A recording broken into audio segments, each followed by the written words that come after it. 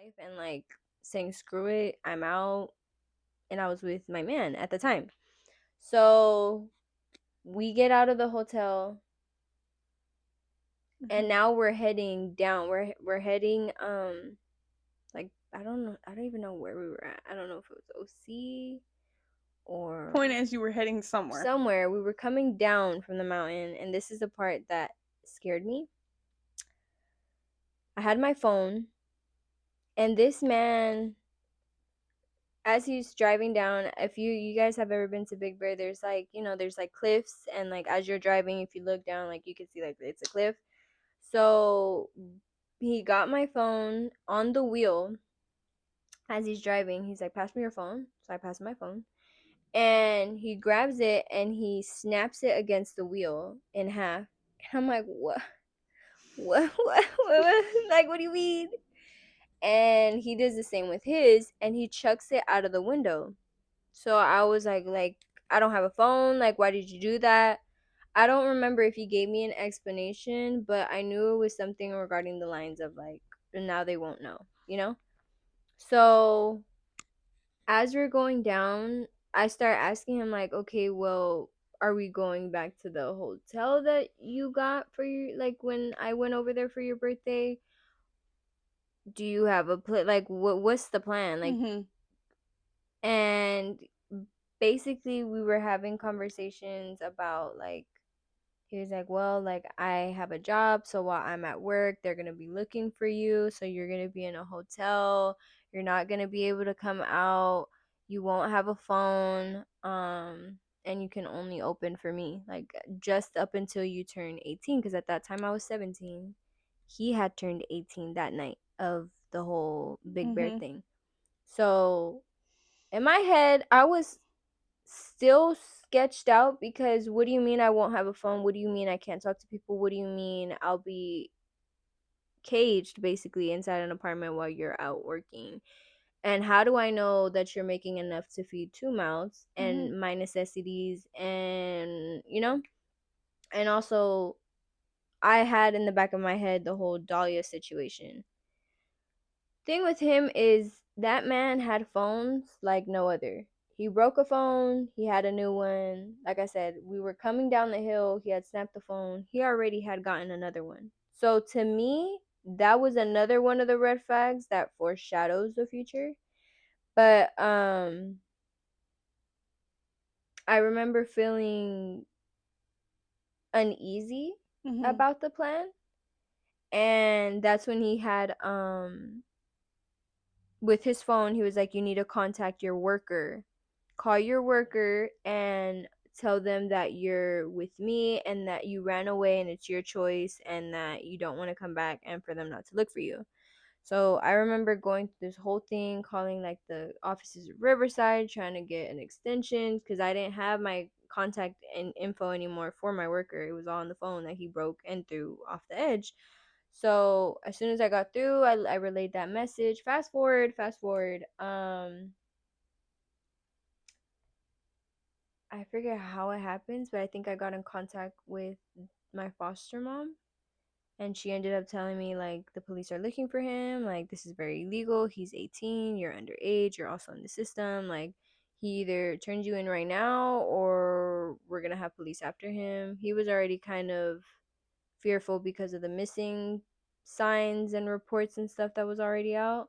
So he was very much not having it. And I remember he would make me feel, I don't remember how he did it, but I remember he would make me feel like it was my fault. Like I had done this, that my family was crazy for posting him, and like,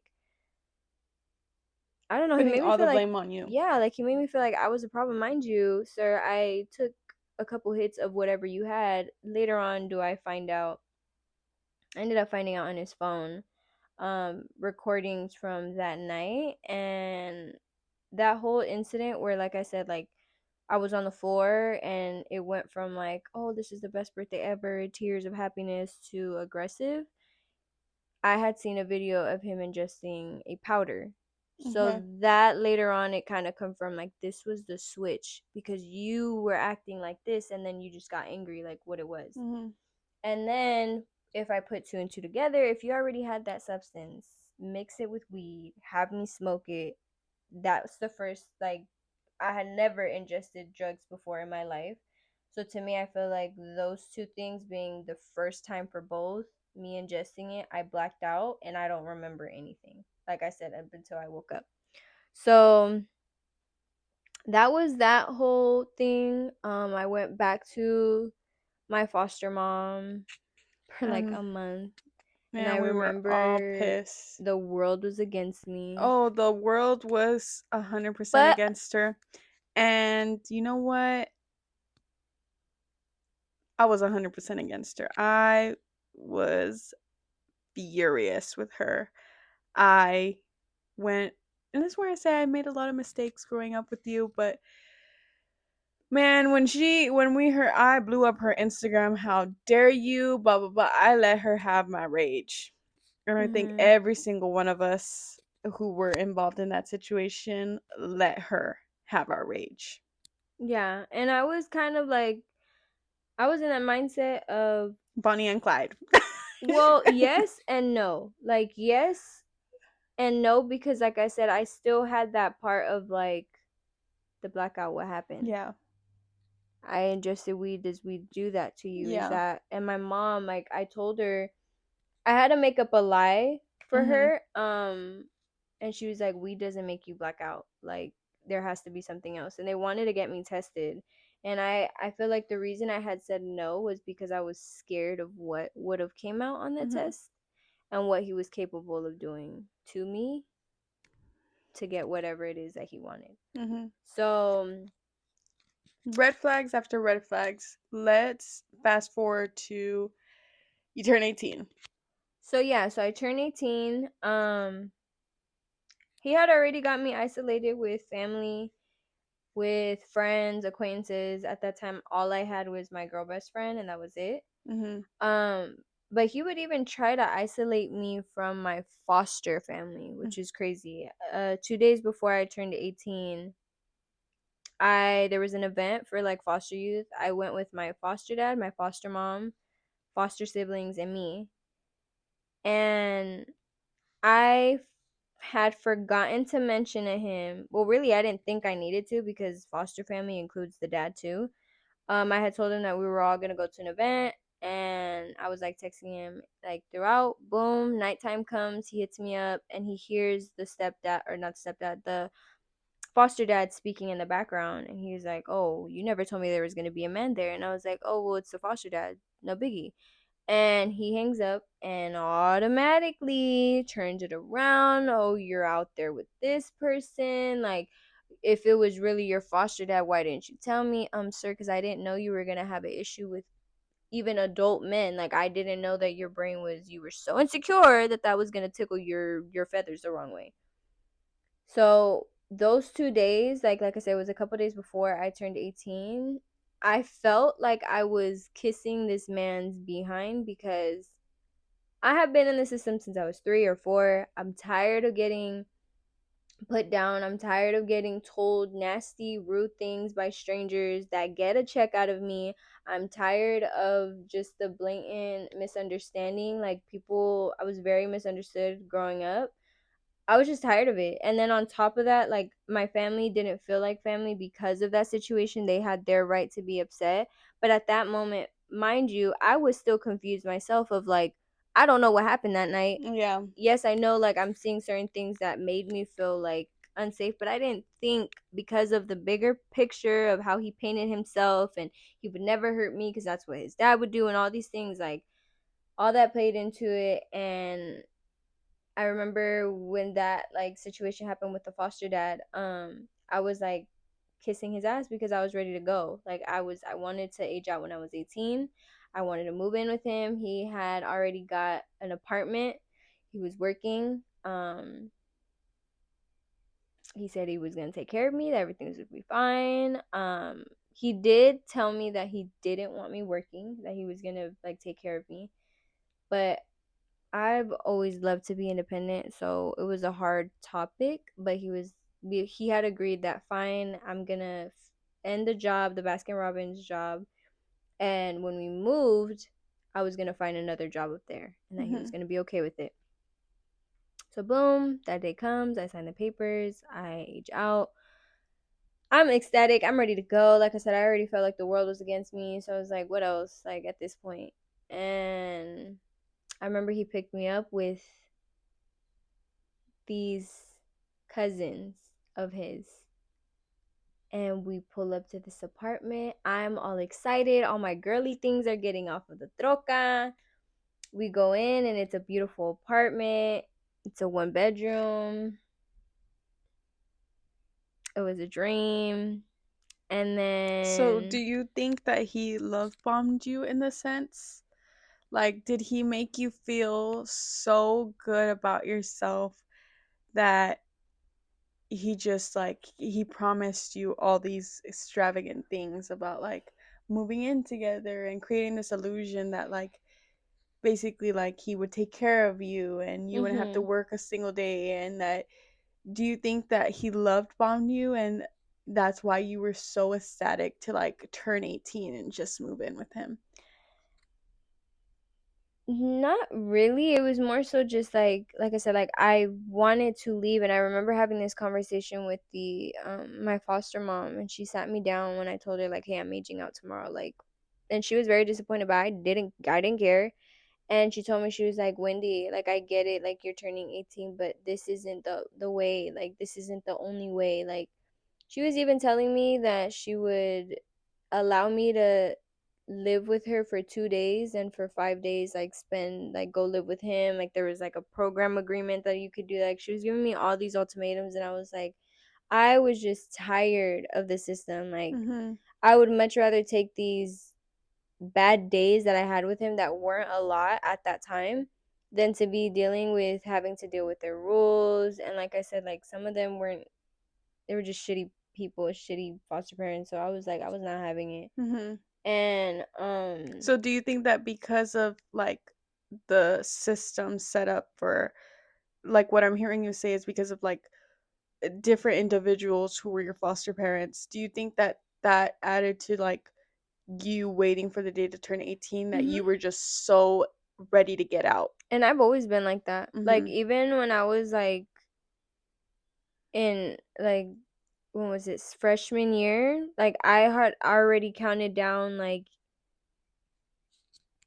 I don't even know how many days, like 1,600 and something days until I turned 18. Like every day, like every year I got a calendar, I would mark it down like to the day. Like I've always, like I was ready. Like it wasn't just because I met him, like I was ready beforehand. Mm. And it just so happened, and in my head it's like, oh, it's perfect. It just so happens that I met you my senior year. So happens you have a job. So happens you have your apartment. So happens that you're also in the foster system. So there's that, like, Yeah, like that connection, there, that connection. And then like it's just like that I said, equal like mindset of once you're 18 like you have your own place and I thought that this was my person. Like I yeah. thought that it was just perfect. Like except Mhm. for that one incident a month before I had turned 18 is Mhm. when my family and everything kind of, it went from overnights to my mom's to like, I don't want to see you. Yeah. And when we heard that she decided to move in with him, it was just another to me it was like another punch in my gut of like I did and it's not to turn the tables on me or to like paint me as like the victim. It's just like in that mindset of like I went out of my way to search for you and yet you still decided to move in with him. And I remember that morning, it was kind of like a gloomy day, and you Mhm. had messaged me still that day saying, like, I know you already made up your mind, but look at the sky. Like, it's almost like dad is like, he had said something about dad, like, dad was crying or like something like that. Like, Mhm. and like I said, I was in my head, like, they didn't understand. They were just, they knew the story I told them, and that was it. And Mhm. I myself was still confused. So I was like frustrated with trying to figure out what actually happened. And then like I said, like he was very already isolating me from family, friends. Now the, like I couldn't even get seen or be in the living room with any man in general, including a foster parent, as like a foster father. If not, it would be like the worst. Like if I did something crazy, like it would Mhm. just be like you're this, this, this, it was just nonstop. So boom, I move in with him, and we thugged it. Like for a while, it was just us. Like no gas, no electricity, so it was hot. There was no beds, no furniture, no nothing. We were just sleeping on like blankets. Mhm. And I remember like he had looked like over at me a couple times, and he was like I know I said that I would give you like, the world, and I would take care of you. He's like, just give me time, like I just got this apartment, like.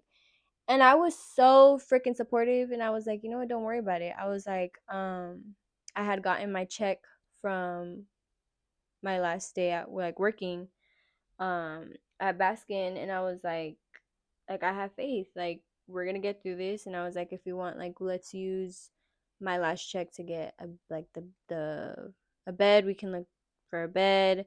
And at that time his cousins were also living with us. They were in the living room and we were in the bedroom.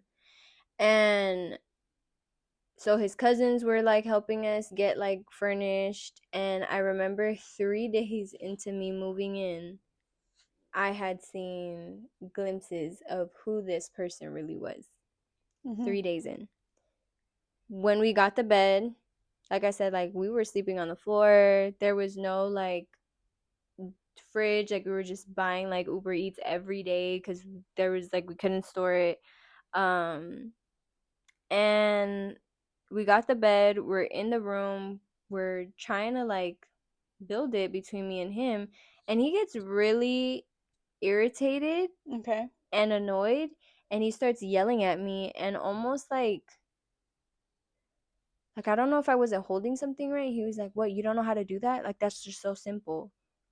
And I remember his cousin was like, he was like, yeah, like just leave her alone, like she's a girl, like I'll help you.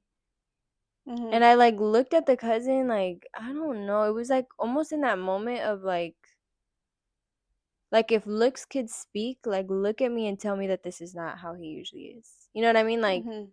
it was like one of those things, like, is this normal? And his cousin just looked at me and didn't say anything. Very hush hush, and that's very big in like the Hispanic culture, like the whole machismo thing. Like the man's word is the man's word, and you don't go over that, especially Yeah. when it comes between us their spouse. Like you don't.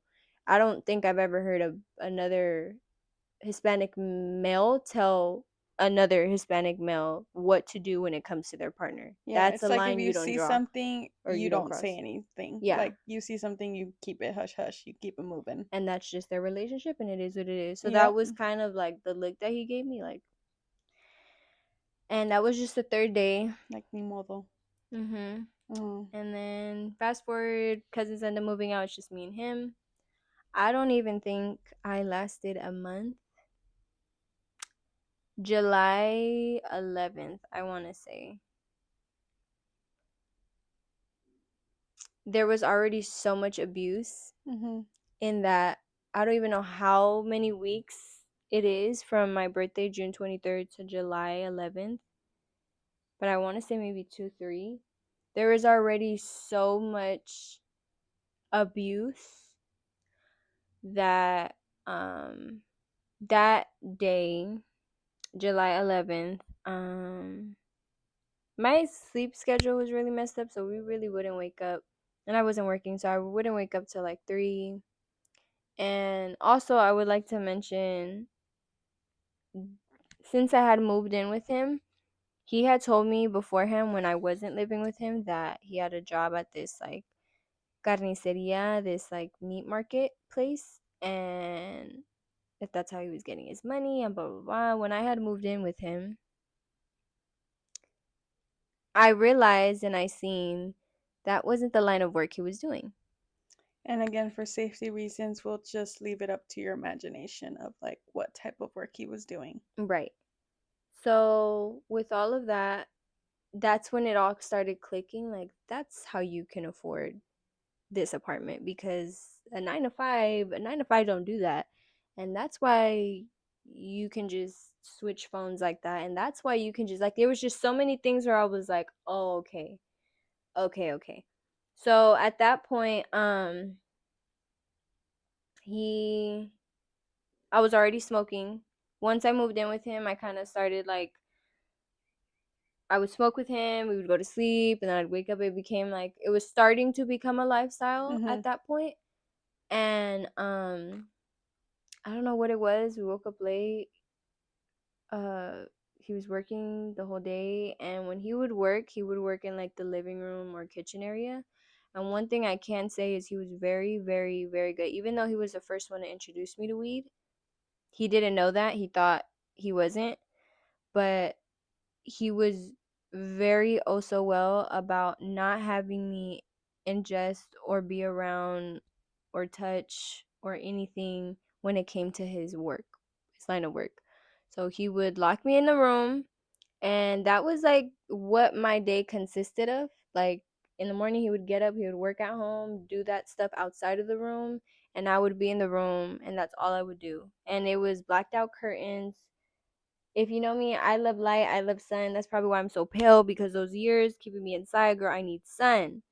And it was just like a very dark environment. Um that night, or around that time, we had been talking about bettering our relationship, Mhm. because like I said, it was already abusive so early on. And at that time, we were talking about being better at our communication skills, Okay. mainly for him. Okay.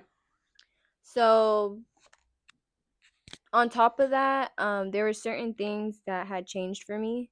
Not only was my day to day, like I said, that was like my schedule, like in the room all the time. When he was done, then that's when I would go out and cook.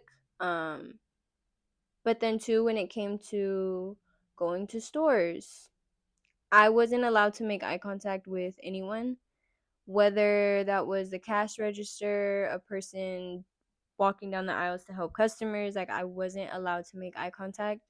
We even had this system to where we would walk into the store.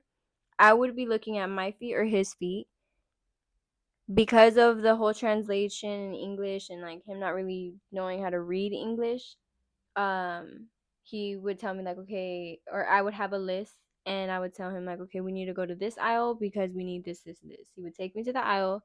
Mind you, I'm walking with him, but I'm looking at my feet, and he'd be like, okay, we're here. So then it would be eyes on the shelves, and that's it. If someone's walking behind me, don't even look. If someone is taps me on accident, don't even look to see what it was. If we go to the cash register and I'm ready to give them the money, you count the money and you give it to them. You look at their hand, you don't look at their face. It was already like set rules. Mm. On top of that, on top of me not being able to look at people, I also wasn't allowed to wear my own clothing. This isn't the first time in my life where my clothing stuff or like the way I look is an issue. With him, it was more so to keep people from looking at me.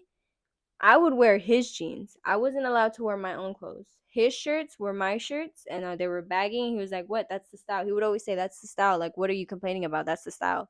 And he'd be like, "Or what? You want to be showing something else? Do you want to be showing something else for someone else?" So, and just with his tone and just off of those little words that I Mhm. shared, like you can already see where that's going. Mhm. So I would just be like, "Okay, okay," like I'll wear it and I'll shut up, and that's just that. So there was already those fear um cycles happening, Mhm. and I wasn't allowed to go out. Like I said, like I didn't really have friends. The only place I was allowed to go by myself was at the liquor store, and that was it.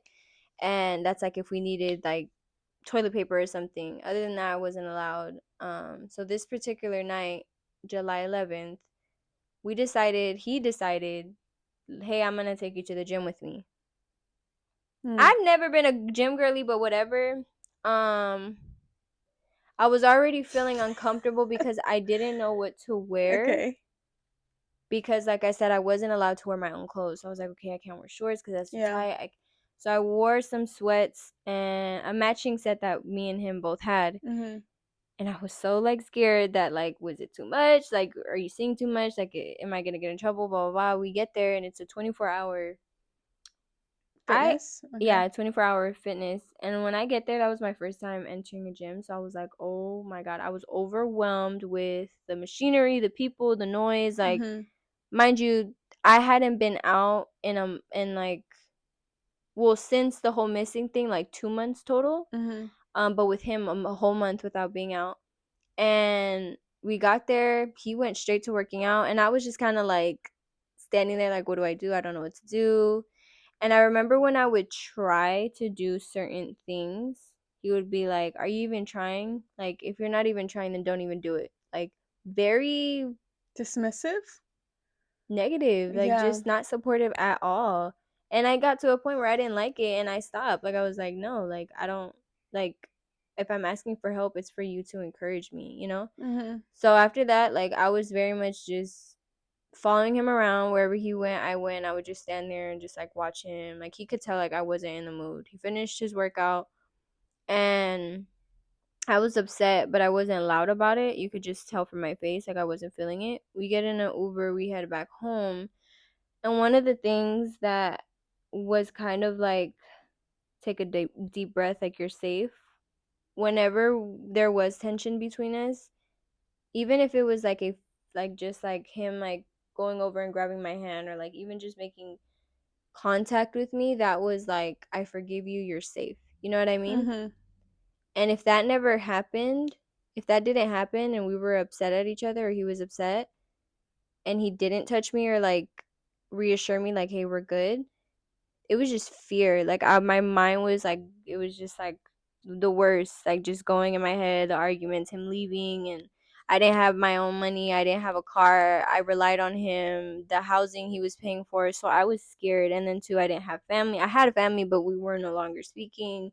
My friends were completely cut off. Like I had to watch myself. Mhm. And so that night, when we get in an Uber, he goes over, he touches my hand. And so I'm thinking, like, okay, like, when we get home, I'm not going to get yelled at. When we get home, he's not going to go crazy. Like, because even though I wasn't loud about my upset, he could tell that I was upset. And that's more than enough reason for him to want to go crazy on me. Mhm. So when we got home, I told him, I was like, hey, we spoke about, oh no, no, he was like, he told me, he was like, I'm never gonna take you to the gym ever. Like I'm never, don't ever ask me to take you out with me because this is how you act. Mhm. And so I got offended and I was like, we had said that we were gonna start working on our communication skills. That was your chance to be a supportive partner and not dim me down and make me feel worse while I was trying something that I haven't done before. Mhm. And at that time, I didn't realize that the panic, the sweats, the everything was because I was having anxiety attacks on top of that. I never experienced anxiety. I didn't know what it was.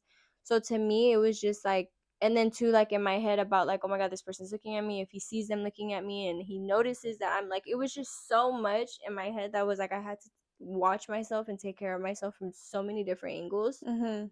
for this one person. So after I had that conversation, he had gotten upset. He started yelling. And like I said, we were working on communication skills. That's why I know I'd be the problem. No, I don't. I'm not even going to say that. In this situation, I wasn't the problem, okay? Because when he was getting loud and sassy, I was like, you know what? I'm going to get up and I'm going to go take a walk. Like, I'm going to go get some fresh air. Mhm. I mentioned earlier that it was a 24-hour fitness Gym. Mhm. gym because we got out when they closed, meaning it was close to midnight. So actually this was July 10th. It was like close to midnight. And I go outside. There was another rule that I couldn't go anywhere that he couldn't see me. Like if he looked through the window, if he were to look through this window, I had to be within sight, and if not, it was an issue. Mhm. So my little let me take a break and get some fresh air really wasn't, because I could feel him staring at me. And 9 times out of 10, I would have usually grabbed the apartment keys. But this specific time, for some reason, I didn't. I didn't take them. He was highly upset. Dumb of my part. And I was like, you know what? Like, I need air. And because I knew, like, I wasn't allowed to, like, I literally needed to walk. I didn't want to go sit in front of the house on the sidewalk and just sit. No, like, I needed air. I wanted to distract myself. Like, and at that time, or still now, like, our mom works late. She was the only person up around 12 or 1. Mhm. Usually that's what time she gets off of work, around 12 or 1. And so I didn't want to call her to tell her my issues at that point. Like I said, like I had lost my family when it came to the how close we were, but I think I was still like talk to her here and there. The thing is, like, I had called her just to hear about her day, to kind of get like a distraction. And she, I don't know if she didn't answer or what it was, but basically, like, I chose, instead of sitting up there where he could see me, I chose to literally just walk up the street to the stop sign and come back. He had my location. I didn't have a car, I didn't have money, I didn't have friends to go to, so I don't know what he thought. But at this point, I get messages as I'm like trying to call my mom. I'm getting messages of him saying like, "Oh, you left. Well, I'm going to sleep. I don't feel like putting up with your shit. So let's see how you get in." When he said that, I was like, he's not serious.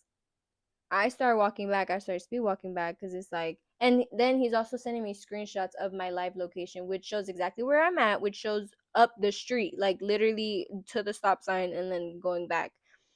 And I was like, there's no way. Like, there's no way he's gonna lock me out. Like, there's no way. And it was already dark.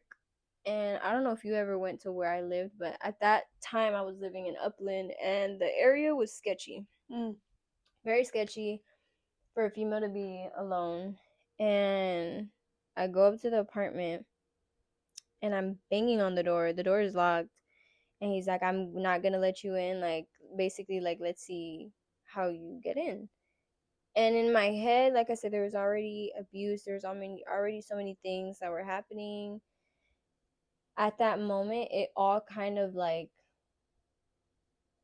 I had a moment where I was like, why am I getting treated like this? Mhm. Like, you do X, Y, and Z, and all I've been is good to you. Because the thing about it was, that man, like, even though because of his work, like, he had money. Mhm. Never, never, never, never did I ever take from him. Never did I ever even go on a shopping spree for myself or look out for myself. It was always for him, always for us. I was saving for our future. Like, it was never me. And yet again, like, I was getting the shitty end of the stick. And I was like, why is it like, and I was just thinking, and it just kind of like one thing led to another, and it was just like building. And I was just like, I don't deserve this. Like, you're gonna put me out as if I'm a dog, as if I was you. Like, you deserve this treatment, and I don't even have the heart to do this to you, but here you are doing it for, like, to me. So I was like pounding on the door, and all these things are going through my head. Boom, he goes, opens the door. And I remember this clear as day. He opens the door. I'm looking at him. There's like a small hallway. You make a left, and it's the bedroom. I can see him going into the bedroom. I see his side like profile, and he's acting like he was sleepy. Like, I woke him up from his sleep when you had just texted me when I had just left the apartment like a couple minutes ago. And I just went red. Like, I was like, I remember I looked at him, and in Spanish I was like, "Y ahora sí." And basically translate to like, now let's get it. Like, now you're gonna see. Like, now like all that you did, all that harm that you did to me, now I'm mad. Like, now you're gonna see.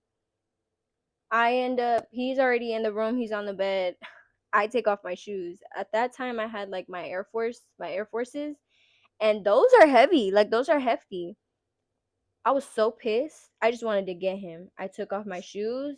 He started recording, acting like the victim. And mind you, this was time after time after time of me being abused, of the controlling, of the silencing, of the isolating. Like, it was long overdue. And I took off my shoes, I started throwing them at him, and then I got on the bed and I was just going. I blacked out because he said that I went into the living room and I grabbed the chair and I chucked it at him. I grabbed, I don't know what. I literally, he made me feel like I was Hulk, okay? He was painting a picture like I Stop. beat his ass, like I tore him up and he was over there limping. Like, he was like, and that's the thing.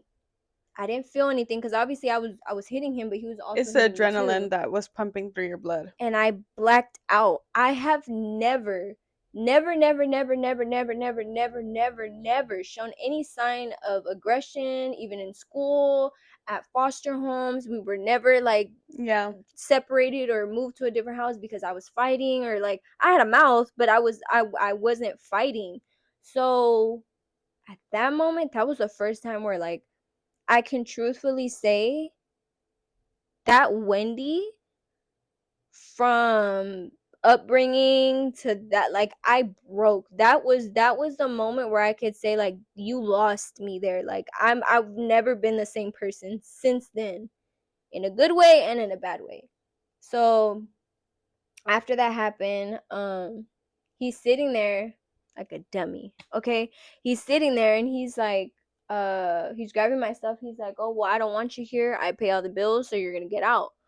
So on top of me fighting him, I'm also fighting for him to not throw my stuff out, because he's grabbing my stuff and literally throwing it out in the yard in front of my neighbors to see. Embarrassing.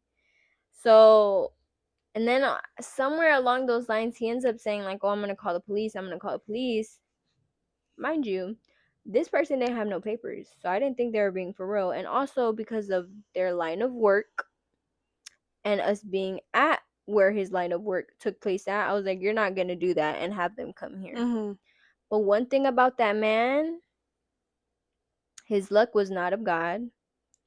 His luck is not of God, but he was lucky. Like, but I'm just that wasn't of light. That was of something else. And he ends up calling the police. He's sitting there on the phone with him like a dummy, not knowing, or maybe he did, that they traced your call. He's sitting there. He's like, they're like, oh, 911, like dispatcher. And he's like, oh, I'm going to tell them. I'm going to tell them. Like, they're on the phone. So if you're going to tell them, why don't you tell them? He ends up trying to say in English, oh my God, I wish I had the videos, but I don't. That I'm hitting him and that I don't want to leave and that he pays for the place so that he wants me to leave. Fast forward, um, I had kicked him out of the room. I was sitting inside. I locked myself inside of the bedroom, trying to call my mom, trying to call my aunt, any friends that I knew had a car to come get me. Because at that point, I knew something was wrong. Because, like I said, I had never blacked out before. I have never acted in this way before. I was never violent like that before. Mm-hmm. And I already knew the police were on their way. So I was just like calling everyone. I locked myself in the room. He's outside going crazy, saying he's gonna throw my stuff out, blah blah blah. And this is when it's kind of like a laughing matter to me. But it's like, you must have loved the ass whipping that I gave you because you wanted some more. Like I said, I locked myself in the room to keep myself, not him, to keep myself from going crazy on him again. And what did this man do? Instead of letting a loony, a crazy girl have her crash out moment in a safe place, in a room away from him, no, this man decides to punch a hole through the door so that he punches a hole, reaches in, unlocks the door to then come into the same bedroom that I'm in. So now it's like, all right, now you're asking for it. Now you're asking for it, and I'm upset, and you want to see me bed. Like at that point, I didn't care. I didn't care. That wasn't me anymore. Um,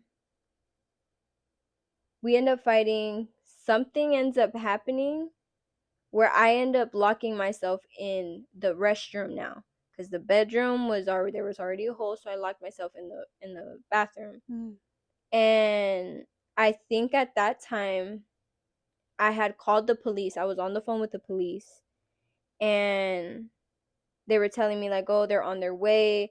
Don't worry." Oh, cuz I had called them basically saying like, I'm trying to leave, but he's not letting me leave. Like he's antagonizing me. Like I need someone to come pick me up. Like I need you guys to come. Mm-hmm. So then I was in the restroom, and all of a sudden, from anger, this he starts talking to me, and he's like, "Oh, like hang up the phone, we'll work through this, like don't be upset, like I'm sorry."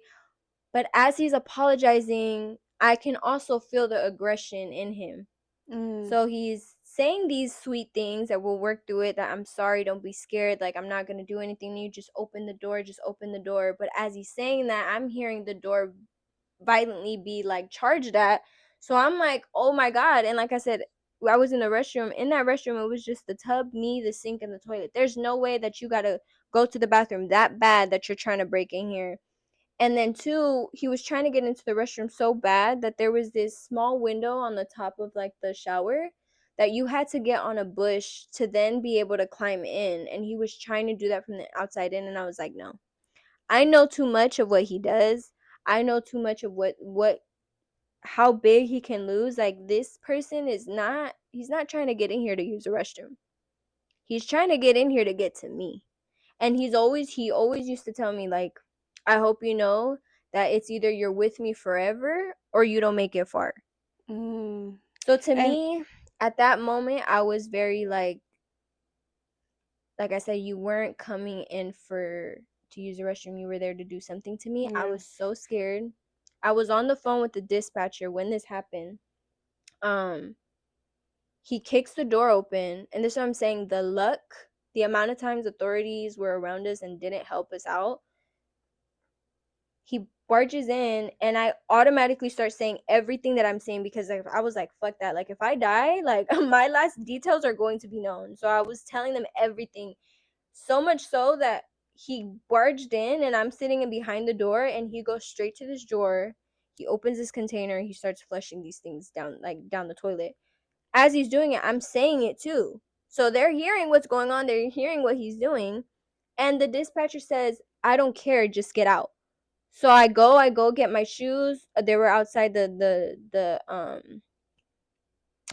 bathroom door, and I run out, and as I'm on the phone with the dispatcher, I'm sitting on the sidewalk. I'm finally outside, and he's doing whatever he's doing, and an officer comes to me. The dispatcher hangs up, and so we start talking. Were you going to say something?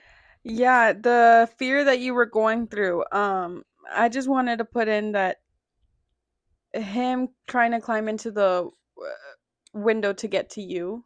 Clearly you felt like your life was in danger in that moment. Like if Yeah. you are telling everything and just you saying like if I'm going to go out, I'm going to let every detail be known. Yeah.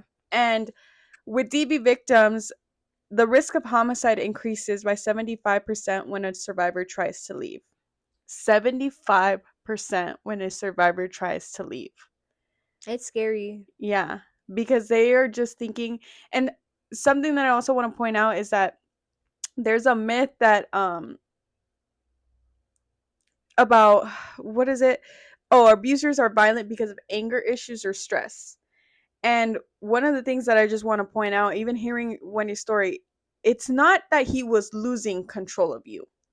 He wasn't losing control of the situation because like you said it time and time again, like he was putting fear into you. Mhm. He was making you feel like you would be no one without him. Mhm. You would not survive without him. Mhm.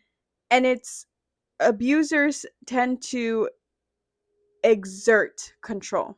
They're not losing control, they're exerting their control. And oftentimes, this is in public and to target only their victims. So, stress doesn't cause abuse, entitlement and control do.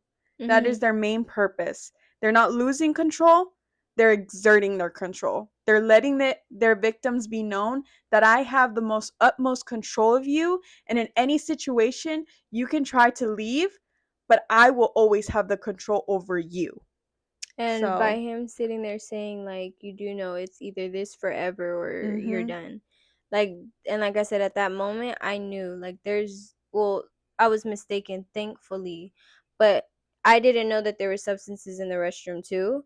So in my head I was just like that's it. Like that voice of him saying that was just repetitive, and I felt like I knew already, like I'm done. So if this is what it was, like I was going to, like you said, like I'm going to say everything that I seen so that mhm, justice is like mhm, so yeah, the police come, and it's so crazy. So crazy. The craziest part hasn't even started.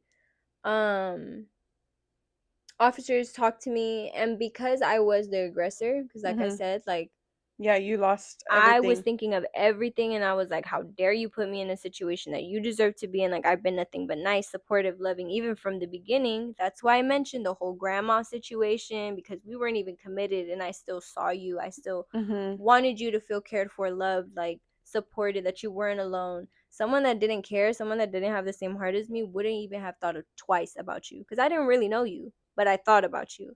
And all these things, you're the heartless one, you're the mean one, you're the abuser, and I'm getting treated like the dog that you are. So because of me being the aggressor, I was taken into custody. They asked me if I wanted to press charges.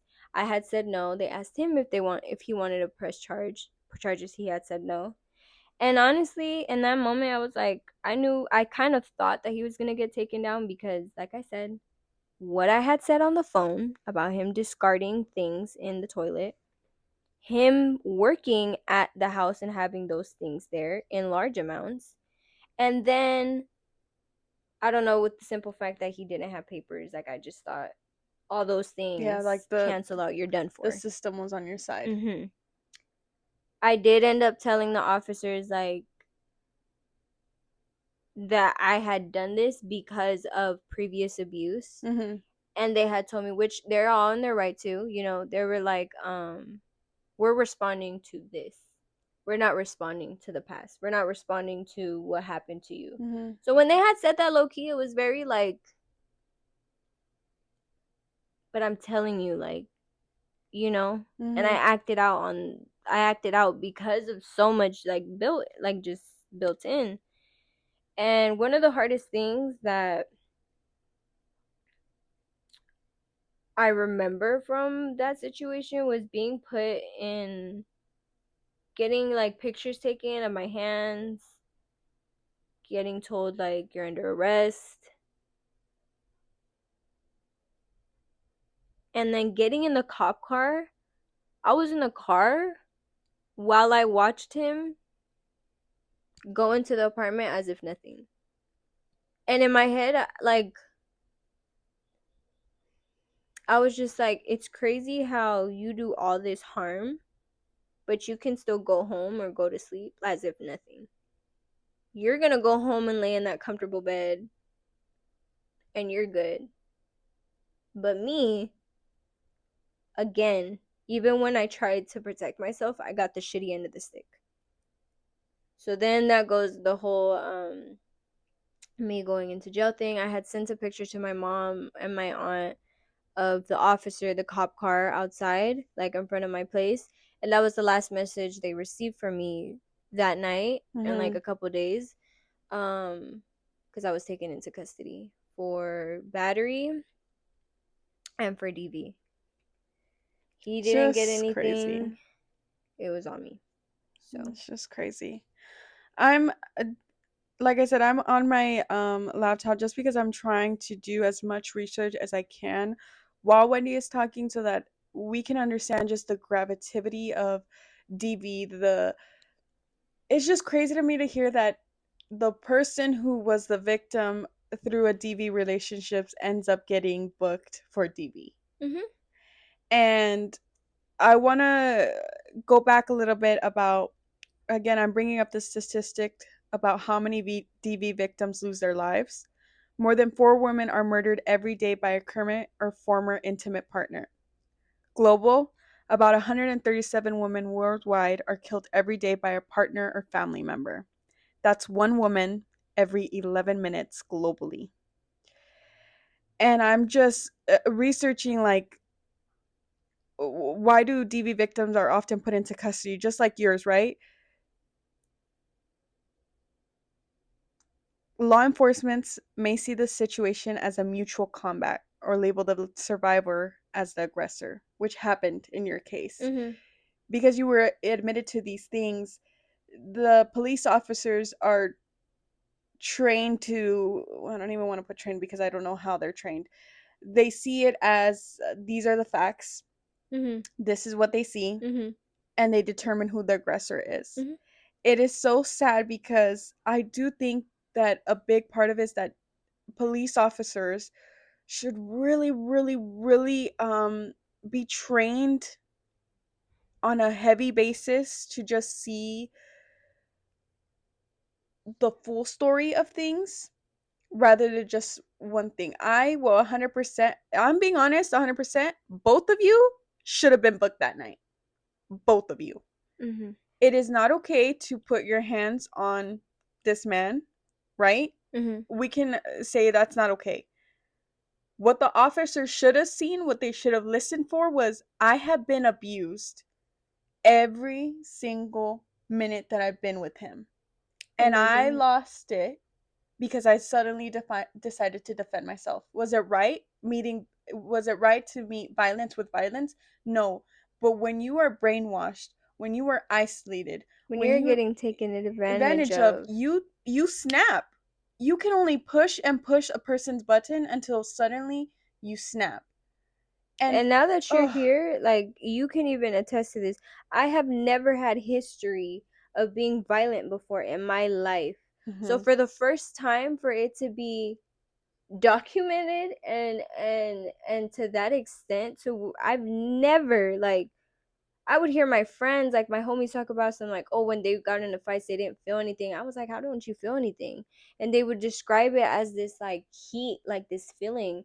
And when I felt that, it just felt like rage, like just like I was ready. Like I said, like when I, as soon as I seen him, it all came to me and I was like, now you're gonna see me. Like yeah, now, like all this shit that you put me through, all this the way that you treat me, I'm gonna dog you like you dog me. I'm mm, gonna make you feel how you make me feel. Like, and I didn't care that it was a man. I didn't care. And mind you, there was fear from him because of the abuse, because mhm, of like you said, like the consistency of like the hits and the manipulation and the yeah, tactics. Like there was fear from like for him in me, but at that moment, I didn't care.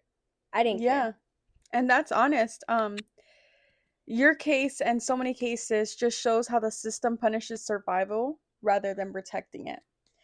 And survivors deserve trauma informed policing, Mhm. legal protection, not punishment, and support system that recognizes the full story, Mhm. not just the arrest report. Full story. Yeah.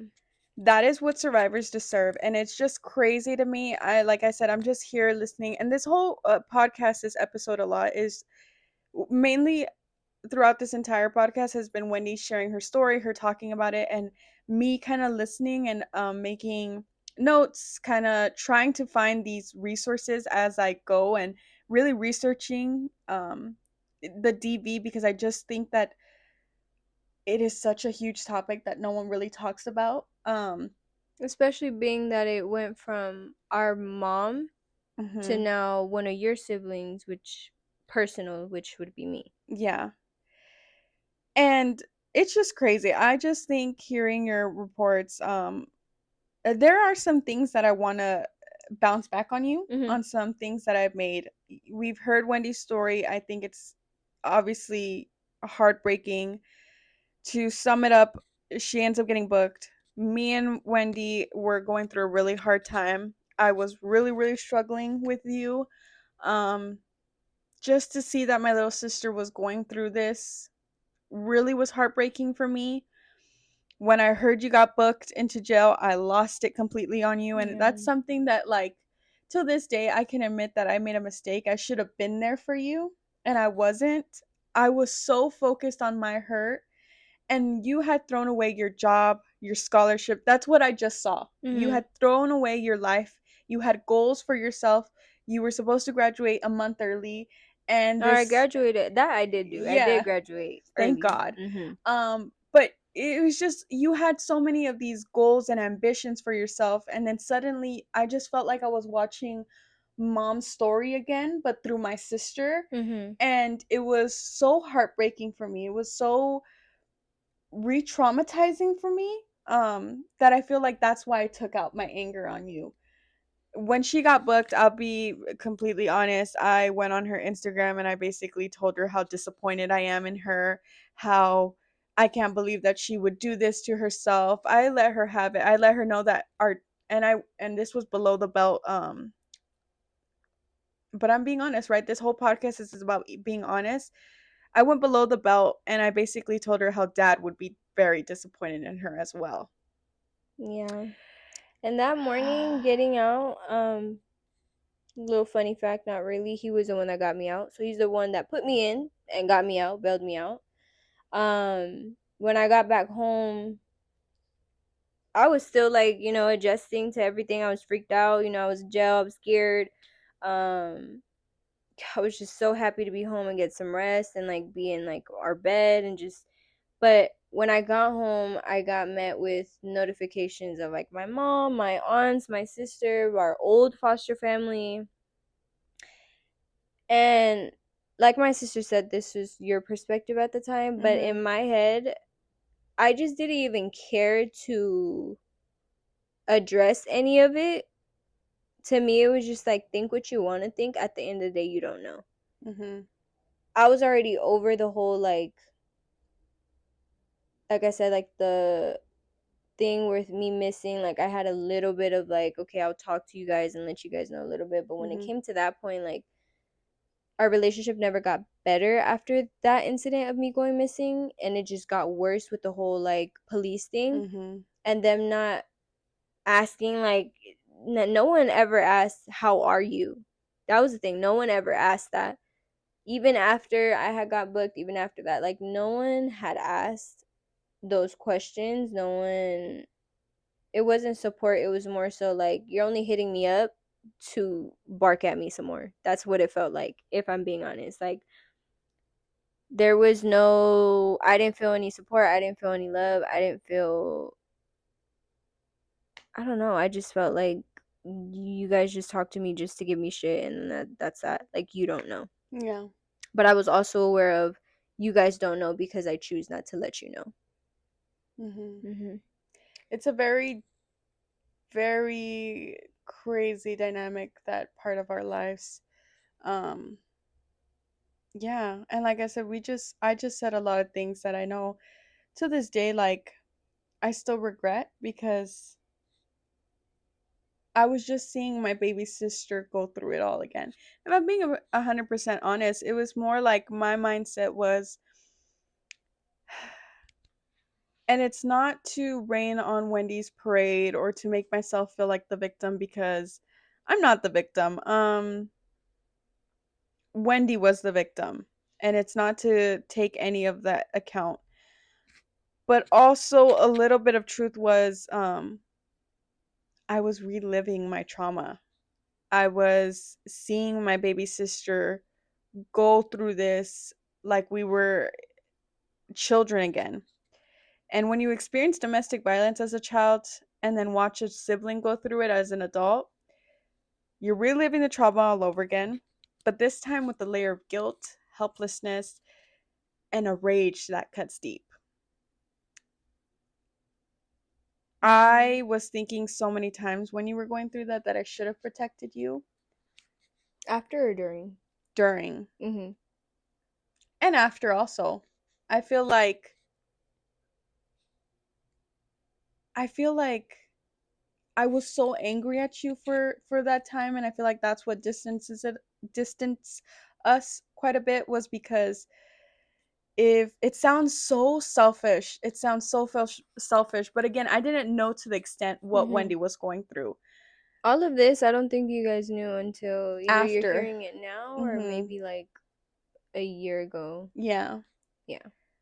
But all I was seeing was like, and in my head was like, I took beatings to protect you from mom. Mhm. I took everything to protect you from anyone and everything, and to shield you away from like the yelling, or to put you away in a different room so that you wouldn't see the most darkest parts of like mom and her relationship. I'm not saying that you didn't see any of those parts. I'm just saying that I tried my hardest to protect you from To it, shelter. to shelter you from it. And when you went into that relationship, it just kind of felt like you didn't care.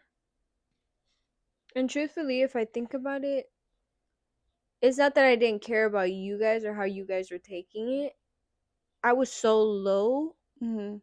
myself that I can say like now I didn't care about anything, not even me. Yeah. I didn't care. And honestly, I know this is going to be a lengthy segment, but I feel like there's so many different things that some of you survivors that are out there, people that have been through it, people that have seen it can relate to. There was times like, you know, after the whole locking up and stuff, it was the whole like we're going to get better, things would Mhm. get better. And let me say this. If you are with someone and they sit there and tell you, we're going to work on things, I'm going to be better for you, and things are good for a couple days or a week, and then it goes back to the same thing, and then you guys argue, and then that conversation happens again, and it's the same thing 3 days, 4 days, a week, and then it's back to the same person. And that cycle, if you are in that cycle, or if you haven't paid attention to those cycles, I recommend you looking into those things, paying attention to those things, because Mhm. it's such a real thing for them. It's like they can't keep up their act for more than a couple days to a week. And mine was like that. I got to a point where I told him I was so low of myself. And I actually do want to share a couple of my writings that I wrote while I was in there. That I had told him like, hey, like I don't I don't have motivation to wake up in the mornings anymore. I don't I don't want to wake up. I don't feel like I have a purpose. I was being so vulnerable and open to him, hoping that he could see like your actions are causing me to no longer want to be here, to no longer feel important, to no longer feel loved. Like there was no point. And it was getting to a point in my mind where I depended so much, where I loved him so much, where I thought all this pain that I was taking in was going to be worth it someday. And it wasn't. And I remember even through that, like me, like in my head, I would think like seeing someone go through that, seeing someone tell you like, hey, because of your actions, because you're hurting me so much, I don't want to be here anymore. And I'm letting you know this because this is like my last reach to you, to someone that cares, to someone close enough that I thought cared.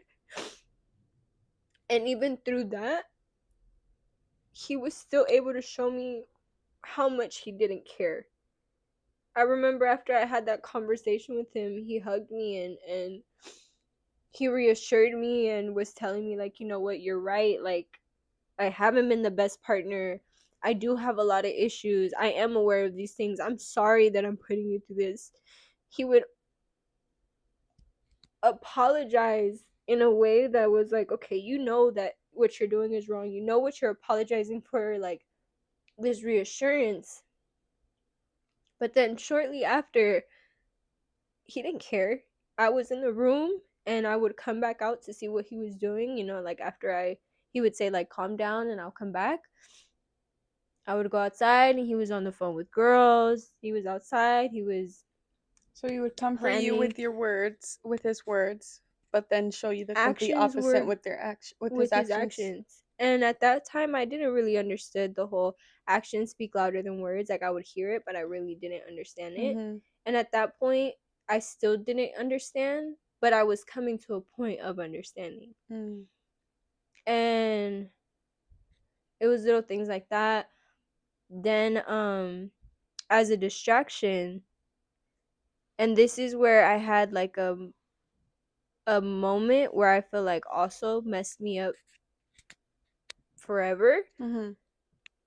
There was a point, like I said, like I had told him like, hey, this and this is going on, like I basically, like, you know, I was going through suicidal thoughts. Mhm. And he wanted to change and be such a good man and this and that for a while he was good, like for a week he was good, so much so that he was like, hey, why don't we become a family, like why don't we get a dog, and it can be like mom, dad, and our little baby. Mhm. And at that point I was like, okay. So we went to go get a dog. obviously I was up at 7. I was already a stay-at-home mom basically, or stay-at-home wife. Um Doing wifey duties, cleaning, cooking, taking care of the dog, him, like all of that. And uh the dog was served as a support for me in my eyes, but he got me that dog to form a distraction so that I can be at home doing mommy things, right? Taking care of the dog, the house, the kitchen, everything, while he's out doing God knows what. And I'm not even paying attention to him because I have a puppy to train, a puppy I'm watching and taking care of and just playing with. Like, I'm not really on his back anymore. Mm. And so he used the dog as that. And I remember, like, by the grace of God, God will do crazy things. He was on his phone, and he a day before, he had said certain things that he had said something that kind of caught me off guard. He had he had said something about my legs, like I think it was gonna take a picture of me or something, but he was like, "Oh, pose like you do on that in that one picture." I was like, I haven't gotten ready. I haven't done my makeup, gotten cute, and God knows how long because you don't let me. What picture are you talking about? And I never showed my full body because he hated that. So I was like, you're not talking about me. Like, Mm. what are you? And when I told him and he saw my face like confused because I stopped, like it went from smiles to like I said, like he was gonna take a picture. He never embraced me like that. He only embraced that in the beginning Mm. when I first met him, when he was acting like a gentleman and opening doors and not letting me hold a railroad or Love railing or bombing. nothing, like Mhm. that was all gone. That person never existed. Mm. But what was I saying? You were talking about the picture. Oh yeah. So after I had said that and he seen my face, like it went from smiles to like confusion, like hold on. Even through there where he was smack wrong, where he got caught in a lie, right? Where anybody would be questioning and get on his butt about what are you talking about? That's not me. Wrong person. You're confusing yourself. But instead, somehow, some way, he managed to flip it on me. He Mm. got it. I was like, what picture? Like, what are you talking about? I start Gaslighting right tearing there. up. Yeah, I start tearing up because I kind of already know. Like, infidelity was already a thing, Mm. abuse was already a thing. And like I said, like, I was taking in so much. And so when I heard that, I was like, I just told you I didn't want to wake up anymore. Where is this coming from? So as I'm getting like basically like this, and I'm like, that's not me. Like, what picture? What picture? He gets up. He gets up, and he gets violent, and he walks out of the room, and he basically like paints me like, oh, you're tripping. Like, you're always saying that there's another person. I told you that I'm changing for you. Like, I got you a dog to make us a family. Like, is that not enough? And so, like I said, fast forward like 2 days later, we're playing Fortnite together. It was his turn, and he leaves his phone, and on iPhones sometimes you'll get those like notifications of like 10 minutes on your battery.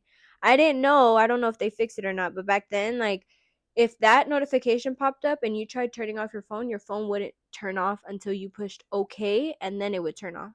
So like I said, by the grace of God, the same second he went to turn off his phone to then play the game was the same second that notification popped up, so it never closed. As he's playing, he has his headset in, and I'm over there like, oh, you can't get them, blah, blah, blah, blah. I go on his phone and I click it, and I see messages with a girl in Mexico that was his cousin.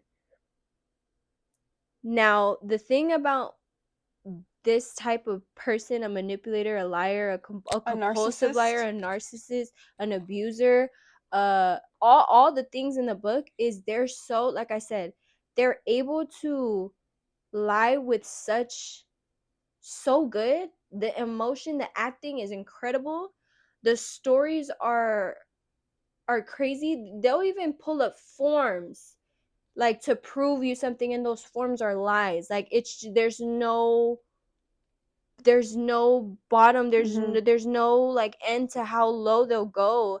And so this cousin, it's so crazy because, mind you, like I said, he worked from home and I was at home, and he told me that he got in contact with this cousin like maybe months like a month before I had found these messages, and he was saying how she was having a hard time in Mexico, that I don't know, like some excuse, and she would be on the phone with him while I was with him, and he would sit there and like, and I knew something was up when he would put the headphones in, because if this is your family and you never do this when you're on your phone with your mom, your brothers, your sisters, like I'm always talking to them, I always hear the conversations. With this person, you're kind of like, but he would lie and say that she was going through a hard time and it's just family things, and he would just rather keep it to himself. And me being supportive and trusting that he was doing the right thing, I was like, okay, okay. It turns out this was not a cousin. And like I said, the fact that I felt like I was being looked at as, not only are you stepping on me, using me, abusing me, but now you're lying and you're dangling your lies in my face, and I'm so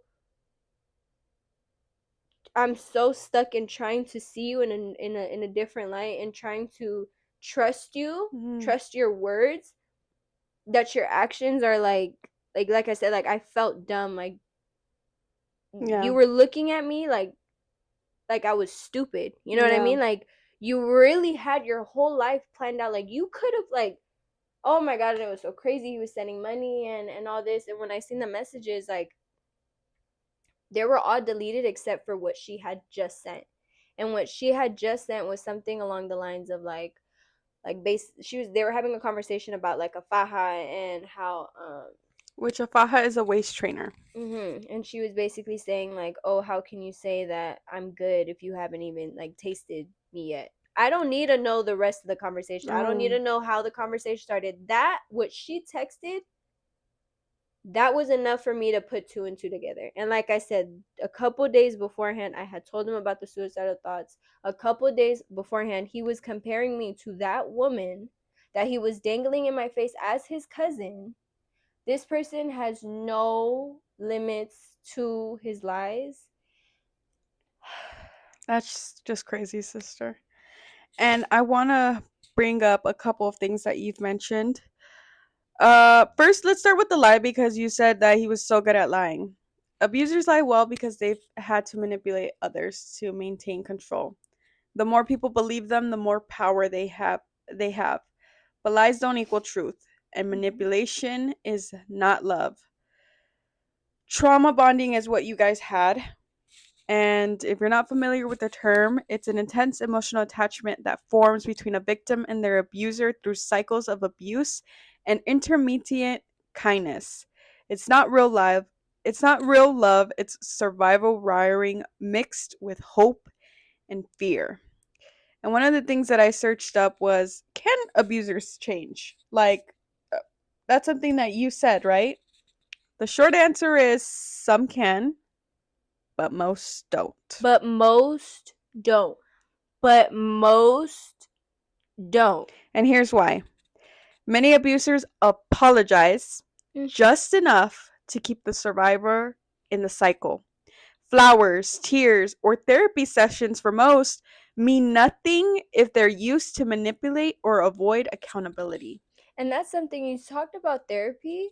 He was even all for therapy. He was the one that brought up counseling. He was like, oh my God, we should do couples therapy. I really want a future with you. That's what I'm saying. The lies, and that was out of him. Baby, that did not come out of me.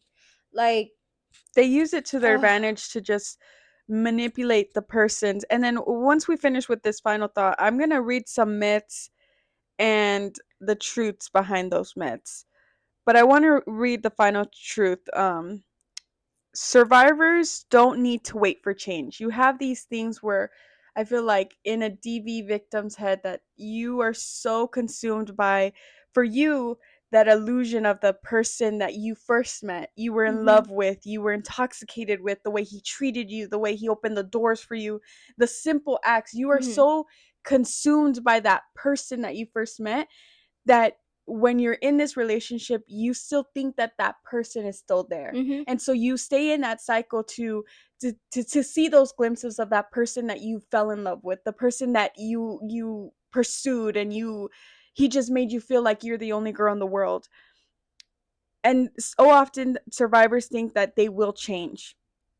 You do not need to wait for change. Your safety and healing comes first. Even if the abuser eventually changes, and again, like Wendy said, most don't. Leaving doesn't mean you gave up, it means you chose yourself. Exactly. Cause that they will make you feel like, oh, you're walking out on us, like, Mm-hmm. oh, everything I put like, or everything you put me through, like you literally didn't do anything. Like in my situation, I didn't do nothing but love you and be supportive and be here for you. And like I said, sleeping on the floor, we didn't have no money, and we were over there picking pennies and walked out of the store with water and oranges, and I was still like, I'm proud of you, I know you got this. Like nothing, I did nothing but be good to him. And that's what you get, like dealing with a person like that. And it's true, like those glimpses of like, but I saw good and you were good. Mm-hmm. It takes you to realize that person never existed. That was a fake person. That was not them. That was an act. And Yeah. that is the hardest thing, and I feel like could be the breakaway between the survivor and the abuser, is realizing that that person doesn't exist. That was a lie, a trap that was made up to get you, and now that he has you, you're in his cage. He can Yeah. do whatever he wants to you, and he knows that you're going to sit there. He knows that he can go do X, Y, and Z, come back, cry to you, say that he's changed, he's different, he's going to do good, put up an act for a couple of days, maybe a week, and it's back. And guess what? It's that cycle that just repeats over and over and over again. At the end of the day, the abusers get what they want. Mm-hmm. 9 10 10 times out of 10 they get exactly what they want, which is you, whenever they want you, however they want you, and it is what it is. Mm. And you get, like I said, the bare minimum, if the bare minimum, but you're just there because they give you, it's like a high. They bring you up, they bring you down, they make you so reliant on them that when you're off of that substance, it's like all you think about is that. All you think about is when you're going to see them again, when you can see them, whether it's like come pick up your stuff or whatever. That, like, it's like a drug. Yeah. And let's just remember that you don't there are resources out there. And if you find Mm-hmm. yourself in a DV relationship, please know that there are people out there willing to help you. At the end of this video, I will be putting some DV hotlines and anything else that I could find in regards to this. But please, please get out before it's too late. All right, quick intermission. So as my sister was recording, or no, as my sister was editing the video, we realized that not only did my mic die, but both of them ended up dying, and we missed like 20 minutes worth of audio from the last podcast. Yes. So we're picking up off of where the mic malfunction happened and then moving Yes. forward to there. So that's why the fits are a little different, but Yes. same topic. Same topic. So, just to jump right into it, we're talking about myths and truths when it comes to domestic violence. And I Okay. would love to get your input because I feel like you'd have that different perspective. Obviously, we heard in the beginning of the video your story of DV. So, myth one, if it were really that bad, they would just leave. What's your take? I don't believe it's true. Okay. um it's a cycle. It's to be able to leave is, it's just so many layers to it. Like it's one, building up to the point where you're like, okay, I'm done and I'm holding myself accountable and I'm not gonna continue to entertain this. But then there's also that fear of like the repercussions of after me standing my ground, what could happen. So there's a lot of things that play into it. I don't think that if a individual is stuck in a toxic relationship or an abusive relationship, it's not because they want to. There's just so many layers and so much fear Mm-hmm. that goes beyond the surface level of how people see an abusive relationship. Mm. All Mhm. right. Well, the truth is leaving is often the most dangerous times for a survivor. It Mhm. takes a survivor 7 to 10 attempts to leave. And it's based on fear, financial dependence, threats, children, love, and trauma bonds make leaving incredibly hard. All right, myth number 2 for you. Domestic violence is only physical abuse. No, it's mental, physical, emotional. It's all of those things, and it's just draining. People can put you down and make you feel worse than actual physical abuse does, like just Mhm. off of their words. Like someone that you care about telling you like how you're a disgrace, how you're like no value, how you can't, like you're not strong enough. Like that does more at times than a punch or a slap, you know? Okay. Can I ask more about, like, maybe to dig a little deeper into that? Mhm. What is worse, like the mental aspect of being in a DV relationship? Obviously, we know the physical is like no one should ever put hands on anyone, but do you think that's where it starts? Like before the abuser escalates to actually physically hitting you, do you think that he starts by mentally and emotionally attacking you first? That way, when the I physical comes, like, well, you already got an A, B, and C, so. I feel like mental is definitely harder than physical just because physical it's an action that doesn't need subtitles, you know? Like okay, I just got hit. You know what that means. You know it was out of anger. You know that there was a situation, da, da, da, and it led to this. Versus mental, sometimes like, and I've had it where it's just like, okay, well, you say you don't want me, you say I'm worth nothing, you say this and that, then leave. Mhm.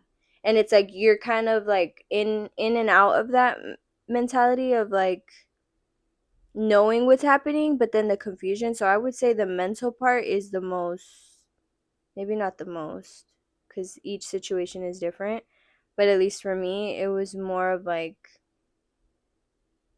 a harder thing to break through from because it's not just your physical that they have. They don't just have your like you living with them or your body or whatever, but they also have like your mind, and your mind is very powerful. Mhm. And I feel like once they gain access to that, it does make it easier for them to do the rest of the things because it's like I already have the most powerful part of you is your mind. I have control of you now. Hmm. All right. So the truth is, DV includes emotional, verbal, sexual, Mm, financial, and psychological abuse. Many forms of control leave invisible scars. Okay, myth number 3. It only happens in poor or uneducated communities. no. Do you think it's a broad spectrum where like DV doesn't have just like a specific target? Do you think it goes through beyond all cultures, all ethnicities, everything? Yeah. I feel like they're just after, I don't know, because I would say like they're after the weak and the vulnerable, you Mm-hmm. know? Like they just. I guess, yeah, I think that's what it is. Like, it's not based off of a race or like an age group or like poverty status. I think it's just they go for those traits that are easily manipulated.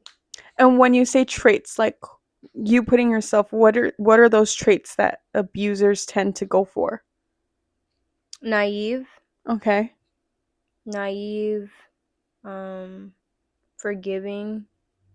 And it's so sad because those are such good qualities. Like, at least the forgiving one is like a good one to have. Not a lot of people can do it, but Mm-hmm. they take advantage of the most nicest parts of you Mm. because they know like you're too nice to give up on them, or you're too nice to not listen to their lie and put like think of it as a truth, you know, like oh it's because of my childhood, like it's because I did this because of that, or like, Yeah. and they know that oh you have a heart so you'll believe me, you know. Mm. Very unfortunate. That's sad. The truth is, DV affects people of all races, classes, religions, and education levels. Wealth and status do not protect against abuse. Mhm. Myth 4. Abusers just control because they're angry. No, I feel like it could also be like if they feel like they lost control Mm-hmm. of you, of the situation, that's another what was the question? It was abusers just lose control because they're angry. Yeah, I feel like once they see that they've lost control, you know what I'm saying? Like Yeah, maybe like, the way that's worded, maybe just flip it, and then I would okay. say it's true. They're angry because they're losing control. That's what you're Mhm. trying to say? Yeah. Okay. Okay. So the truth is, abuse is about power and control, Mm. not anger. Many abusers are very controlled and strategic in their actions. So, yeah, I think the way you said to flip it, that makes more sense. Crazy. Okay, myth 5. Victims must enjoy the abuse if they keep going back. No. Like I said, it's a cycle. It's harder than just, oh, he abuses you, get up and leave. Like it's a mental thing, and then it's like the emotional. It's like it gets to a point where they make you feel like you're the only one, or they're the only one that sees, that could see you because of all the good that you've done. Like they're the only ones that could see like the diamond in the midst of like the dirt, you know what I Mm-hmm. mean? But that No, I get what you're saying. Like, you're making sense to me. I think it's just like, I feel like people, because I hear this all the time, mhm. oh well, it must not be that bad because she keeps going back. And I feel like this myth, this belief just blames the victim. Like, people aren't seeing what you're saying, like the manipulation of it, or Mhm. the fact that abusers target like people who are so forgiving, who have so much love and compassion, and who think that they could fix them. Like, that's where it all starts, and people don't often see that.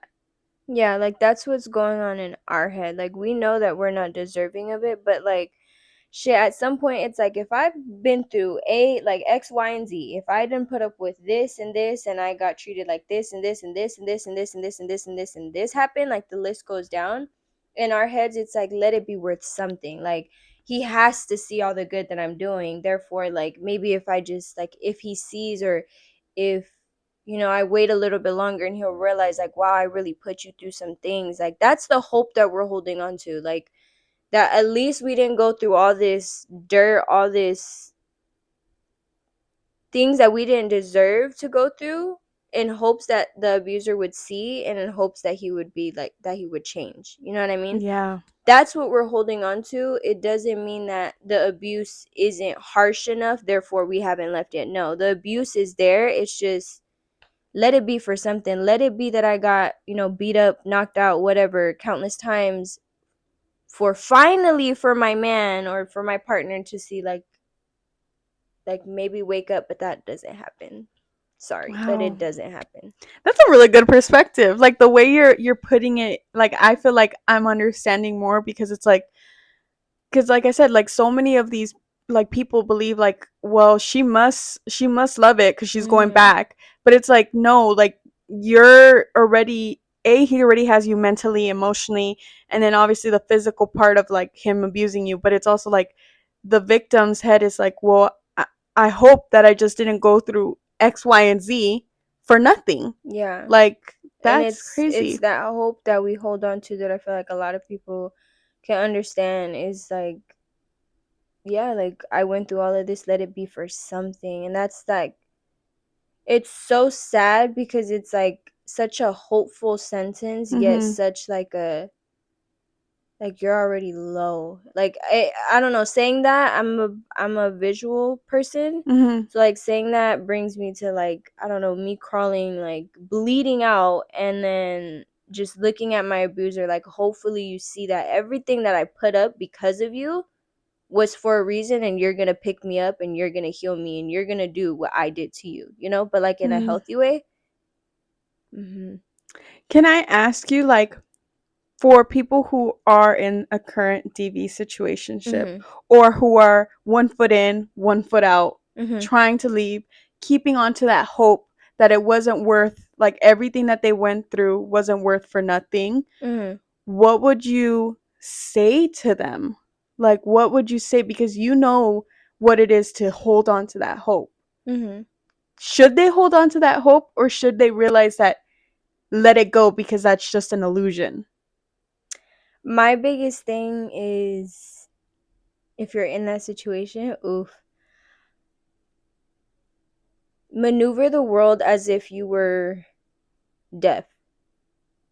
Mm, Don't listen to what, like, if he sits there, you guys argue and he comes back or she comes back, because it could be either way, and they're like, oh, I'm gonna change, I'm gonna change. When I say maneuver as if you're deaf, anybody can say anything. mm-hmm, You guys, the audience, you don't know me. I can sit here and say, oh yeah, I have 3 cars, I have 5 houses, I have a house in the on the beach, and XYZ. But when it comes to showing, when it comes to action, right, like I said, if you were deaf and you couldn't hear anything, I would have to take you to said cars, I would have to take you to said locations. mm, People can, everyone, talk is free, right? Everyone can say anything, everyone can paint a picture, but when it comes to showing action, that is limited to only the true people, right? The people that actually, like, no, I'm truthful, I said I have this, and look, I do have it.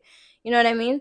So if you're in that situation, I would say, just for once, do this experiment for yourself. If you're still in that situation of I come and I go and I come and I go and I think I'm ready to leave but I'm not, stop listening to the abuser and just see how he treats you.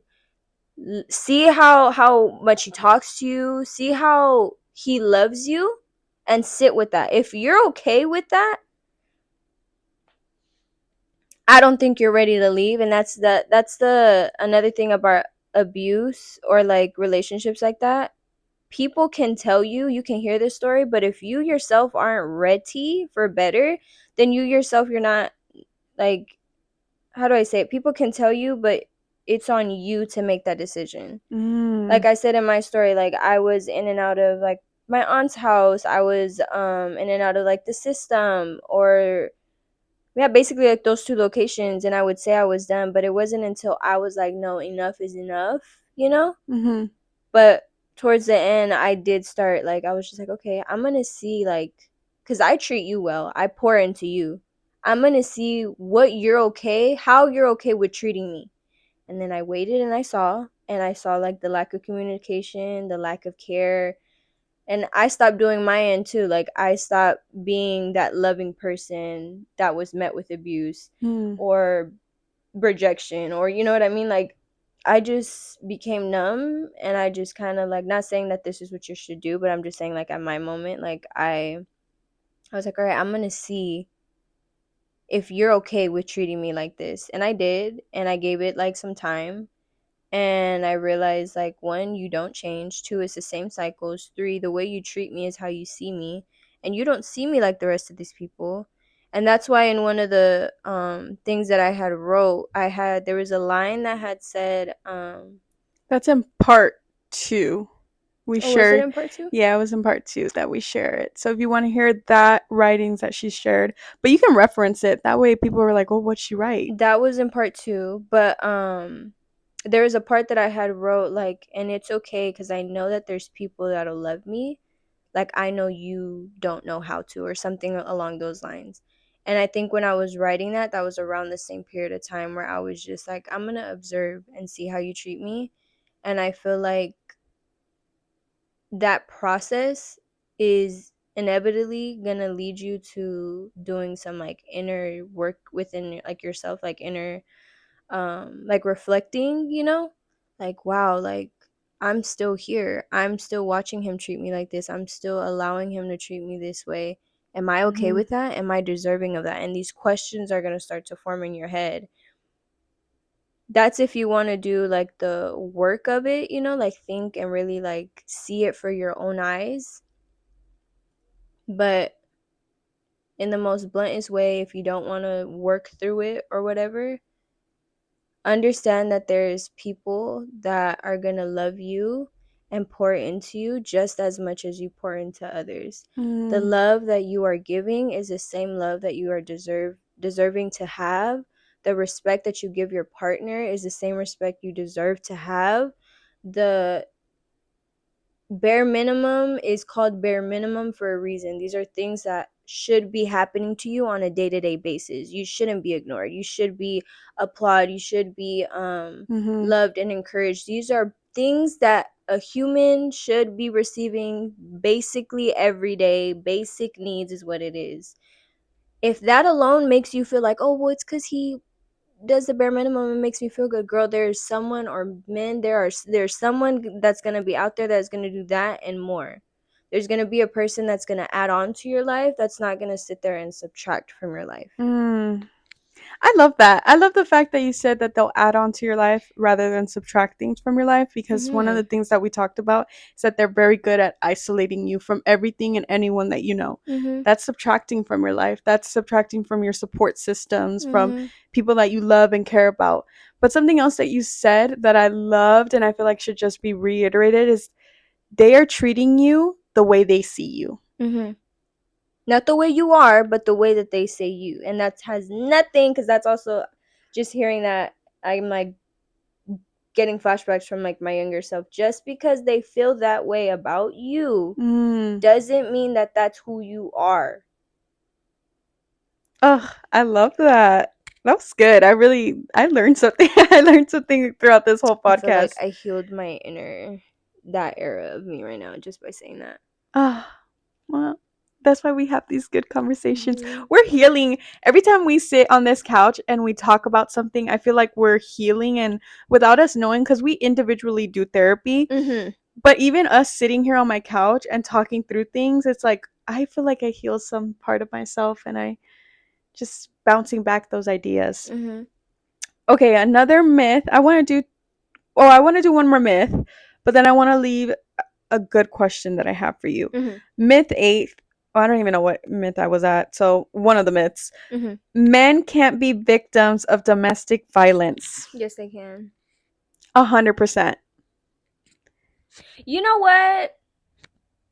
You know what? What?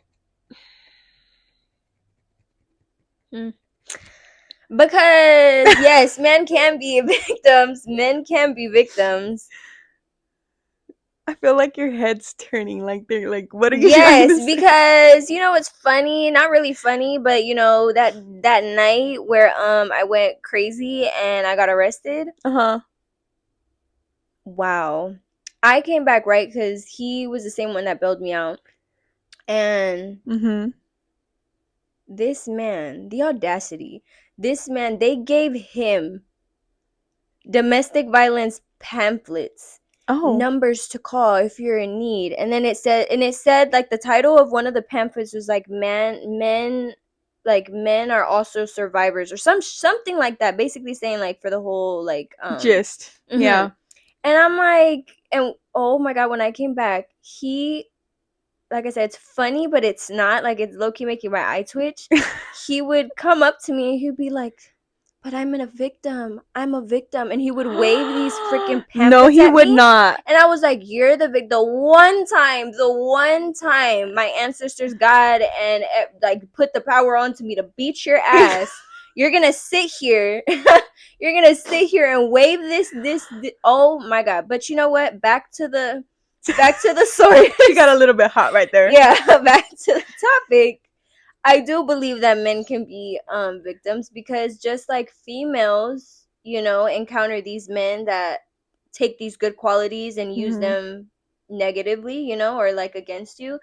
Females are the same way. So I feel like just as abuse happens to women, it also happens to men. And I feel like for men it's a lot harder, because it's like, oh, well, just take it as a man, what, it's just a female beating you? No, it's also those layers of the emotional, the mental, the physical, the financial, the sexual. Like, there's so many things. So I do believe that men can also be victims. Yeah, 100% men can be victim. There's some female out there besides Wendy who beat, Bye. wait.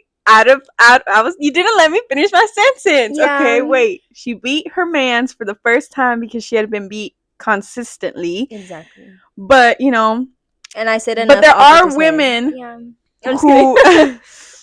who who are abusers too. Like Mhm. men are victims too and can experience DV. while women are statistically more abused and more affected, abuse can happen to anyone regardless of their gender. So Mhm. let's just keep that in mind. There's something that I feel like I don't have a myth here. I'm pretty sure there is, but I want to, because if I am a viewer and I'm sitting here and it's like we've talked about how we watched our mom go in and out of domestic violence relationships, like I'm sitting there and I'm like, okay, and then I'm hearing you tell me your story about, your mom basically like, like kind of being upset with you, not being upset with you. My question to you is, maybe you won't have this answer, but maybe I want your two takes onto it. How can someone like mom Mhm. watch you, mom who's been in and out of domestic violence relationships her entire life? Mhm. How can she watch her own daughter go through that and then not do more? The older I've gotten, the more I've kind of been able to see both perspectives Okay. of me being in that situation. I know what goes into it. I know what happens. I know what you're feeling. I know what you're thinking. I know the self. Like, I know it because I've been through it. Mhm. However, I don't know. With that, like, with knowing comes like this natural compassion because I've been through it. Mhm. So I wish, and at least in my experience, mom held that to me because in my head it was like I said, like our relationship was never great while I was going through that. I know Mhm. that she meant well. I know that she was loving and she cared for me and she was worried sick for me. Mhm. But to me, it's like, yeah, there are questions of like, why didn't you have the same compassion? I'm your daughter and I'm extending this compassion that I have from my past to strangers, to people that aren't even in my family, but I'm able to do it because I know what it's like. You know what I Mhm. mean? So I don't, that's a bit of a question that maybe we can ask her when she gets Okay. here. Like, what was it? Because to me, like, I'm able to be compassionate and be understanding and patient. Maybe in my mom's eyes, it was just like frustrating, or like, to see her, one of her daughters. And I do look, between all four, there's like two of us that look more like mom. And I would Mhm. say like maybe that kind of triggered my, I don't really know, but if I were to, since she's not here to speak, I would say maybe that's part of her reasoning. Like she Mhm. just, anger just took place, and I don't know. But then I've also been in a position where I was kind of seeing her like that, where it was just like, or seeing from her perspective like that, where it's like, okay, when is enough? Like, Mhm. like, it is a hard thing to be friends surrounded with people that are continuously putting themselves in these cycles. Mhm. And it can be very hurtful and hard for, in my situation, me or whoever is helping that said person that's going through that. I know that at times, like, I've fallen into these thought processes of like, well, you clearly like, and mind you, I've been through this, so that's just why I'm saying like this is very transparent, very raw. Like, there's moments where I'm just like, okay, well, you sit here and like, you tell me these situations, however, it's back to square one, and it is frustrating because, like I said, personally, I've been through that, and it's like I'm seeing myself, and it's just like Mhm. I want to shake you, be like, wake up, you know what I mean? Yeah. But then it's like I it's a hard thing, but I do end up coming to the conclusion of, I've been there. I've had people be frustrated at me. I've had Mhm. family not be able to understand, and as a issue, or as a result of that, they push me away. I don't want to be that person for Mhm. those people around me that may or may not be going through those things. But Yeah. I would say those are like my two perspectives on it. Like, I feel like I've been in both, Yeah. but Where you understand both sides. I can understand the frustration, but you do have to be like, it's a different level of strength and compassion that you need to have to be able to dismiss those thoughts and be like, hey, but she's human, he's human, they're human, I'm human. Like, these are normal feelings that I'm feeling that they're also going through. Like, let's remember to, because if not, if I would have sat there and let those thoughts take control of my mind of like, they want to go through it, is what it is, like I would be repeating that same cycle of what my mom did. So She do you went think through. that she failed you a little bit in the sense where like instead of being like having, because like now you say okay, now I if I see someone going through it, I have both sides. I have the personal, right, because I've gone through it, Mhm. but I also now understand the frustrations of like what family went through. Do you think mom should have had that where she should have like, I know what it's like to be in and out of DV relationships, what she should have done for you? There was a time where mom, I don't know, she ended up telling me, but she was talking to someone else about it. I think maybe our stepdad. When I was in Upland and I was actively living with the abuser, she had said like something about like, no, like I was hurt. And I think she told our stepdad, she was like, she needs a hug, like she needs a reminder. Mm.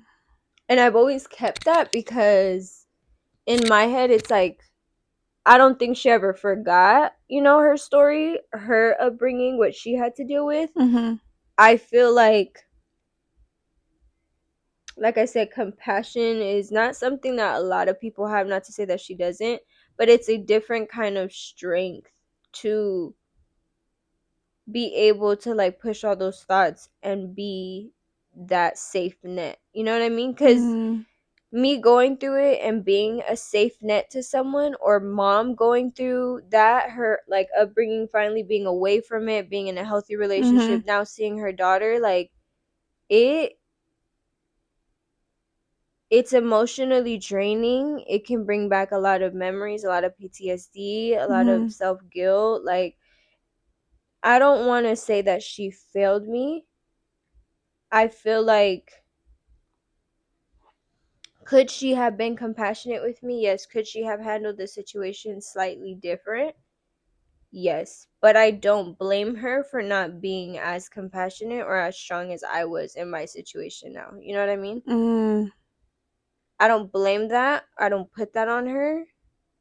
I understand because, like I said, I've been in positions where it's like I'm almost there, where it's like we had this conversation earlier where, like, I don't mind in that split second, I don't mind cutting you off because you don't care about yourself. So, Yeah. what makes me think you're going to care about me or anything like that?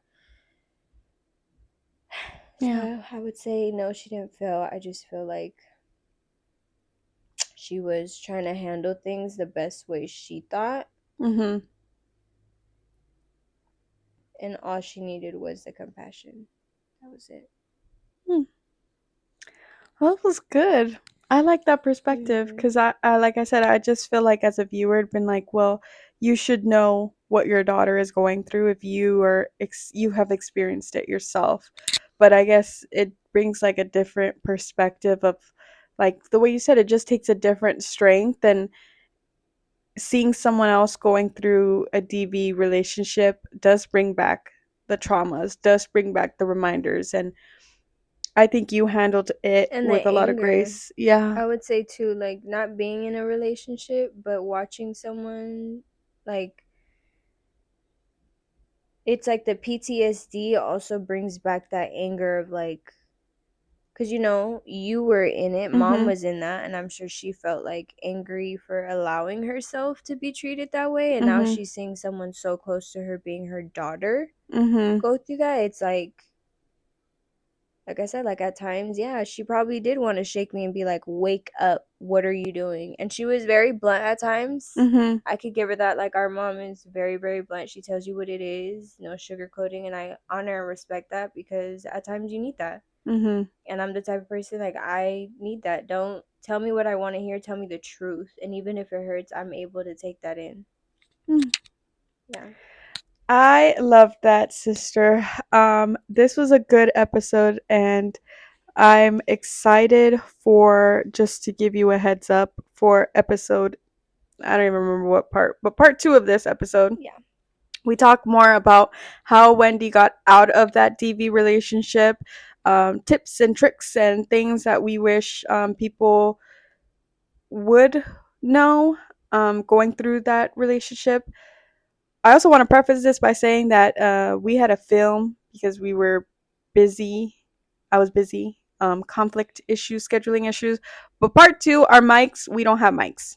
So the audio is still good, but we don't have this clear, concise audio that we have now. Um, But it's still good, I promise. it's still really Please. good, and it's a really Please. good conversation. We continue it up. Like I said, this one was more about how Wendy met her abuser, the relationship, The the backstory. backstory of it, but part two is basically how she got out of it, what happened. So you don't want to miss that. And thank you for giving us grace because, like, we didn't get to post last week. So thank you for being patient with us. And if you did leave a happy birthday comment, I haven't looked at it, but I'm gonna go see right now. We appreciate you, and if you haven't, go back even just to comment happy birthday. We would appreciate it. I would appreciate it so so much. Yes. And don't forget to like and share this videos with other people because it really does help. So, Even if you're not going through it, you might know someone, they might know someone that's going through it. And I'm not an expert, but I would say that I give some good advice. Yeah. yeah. Yeah. All right. And we'll see you Next week. next week. All right. Bye. Bye.